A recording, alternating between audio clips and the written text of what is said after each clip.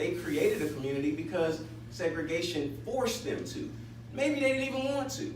Maybe they would have been okay with saying, hey, let's just all come together. Whites, blacks, natives, and so on. Around the same time that the massacre actually took place, the Osage murders were going on, right? So you might look into whether there's a correlation between the massacre and Osage murders, because it was in Oklahoma in particular where you had black and native landowners, even though a lot of this is stolen land in general. That's America for you, right? What then happened? Allegedly, a gentleman by the name of Dick Rowland walked into a building, went onto the elevator, supposedly tripped, and how do we say this? Molested a white lady named Sarah Page.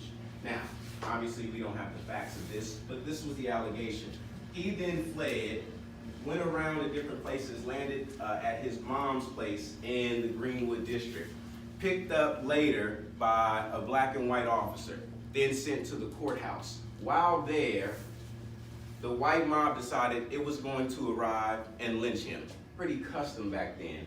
Word got to the Greenwood district, so you had a lot of military veterans saying, fuck that.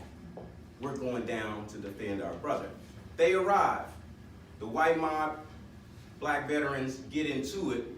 They then decide, okay, we know how to handle this.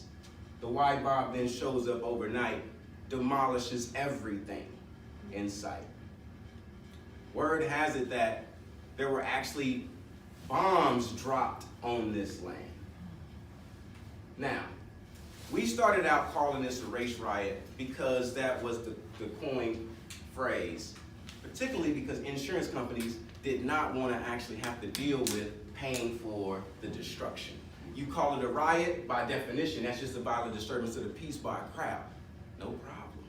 Hell, they have riots when the Celtics win this year. Am I right or wrong? Yeah. Right? So a riot is not something that actually warrants the insurance company cutting a check for repair, remodel, etc.